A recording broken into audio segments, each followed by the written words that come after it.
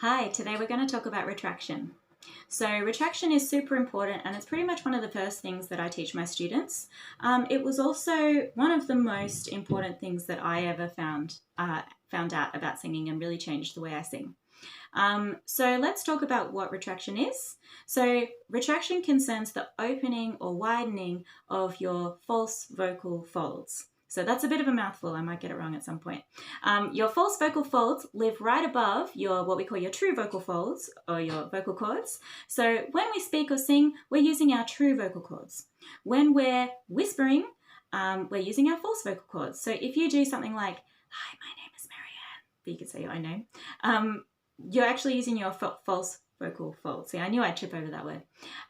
So basically what happens though is that your voice, or all of our voices, are really, really intimately tied to your emotional state. So what can happen is, and you've probably been through this before, you'll be home alone, singing away, doing great, having so much fun, thinking, God, I actually sound good. And then maybe someone will come home, or maybe you'll hear somebody in the next room and realize, oh, they can hear me. And all of a sudden everything gets really tight and you're like, oh, can't sing anymore, right? So that's because your mental state of stress has triggered your fight-flight response, and that triggers your false vocal folds to close. So we want to learn how to manually keep them open, because believe me, there will be times when you are feeling under pressure when you're singing and you really, really need to not have that choking feeling. It comes in so handy at, gigs, rehearsals, recordings, everything you can think of. So let's start by finding where they are. So if you do just whisper, "Hi, my name is," "Hi, my name is Marianne," and just put your mind's eye to your throat and see if you can feel where the air is hissing, because what's happening is your vocal cords, your false folds are closing and the air is hissing through that really small space. "Hi, my name is Marianne," and then you can go like a hissing sound, and see if you can feel where that hissing is coming from. Good. So what that is constriction. That's what happens when we get nervous. That's what happens when we're doing something that we feel is really difficult, and our emotional state kind of jumps in and goes, oh gosh, I don't know if I can do this.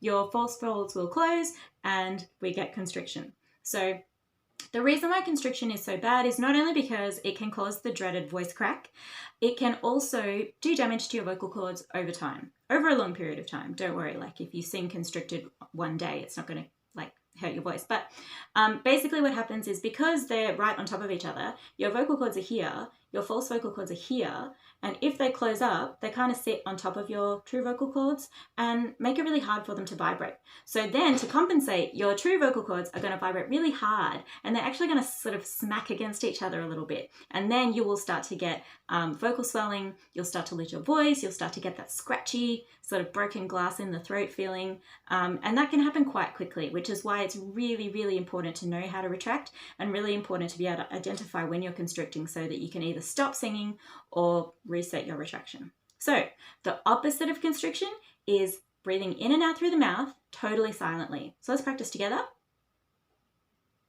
So I don't mean quietly, totally silently, no breathing sounds.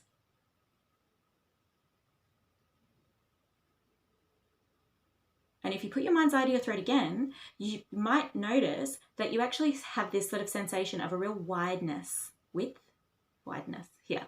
So just do it again.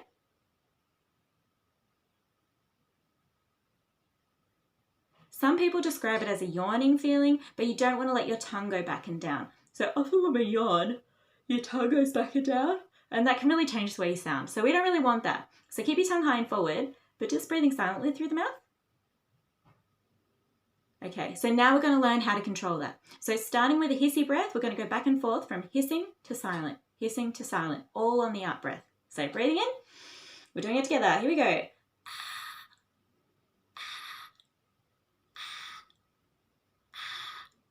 Nice. Okay, do that a few times. You can always pause this and come back to it. Once you feel really good about doing that, we're going to go on to the next step, which is a gradual constriction to retraction. So over the course of a breath, we're going to start hissy and gradually move to silent. So let's do that together. So breathe in and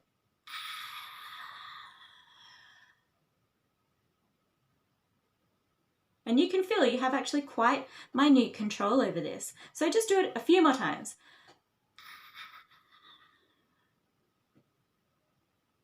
So I'm still breathing out. Okay, good. One more.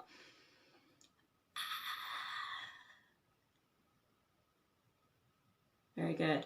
So when you're doing your other warm-ups that you do for the rest of the day, you know, your sirens and your scales and whatnot, see if you can bring that retraction with you. If you ever start to lose it, just pause and do a silent breath and then go back into whatever you were doing. The other thing that I find really helpful is to have a bit of a physical cue. So what I actually do is if I'm in the middle of a song, right, and I can feel that I'm getting constricted, I just do a really subtle one of these. And that really helps remind me. I know it's weird, but because you can't see your false vocal cords and you can't really feel them very well, just having a physical cue that you pair with the active retraction will help you be able to retract while you're singing. So sometimes you're in the heat of battle, you're in the middle of a song, that's challenging. And so your mind is on a billion things and you can't quite pinpoint how to retract. So just doing this makes a real difference. But I think that's all I have to say about retraction. Let me know if that was helpful and if there's any questions or anything else you want me to talk about. Otherwise, I will see you soon. Bye.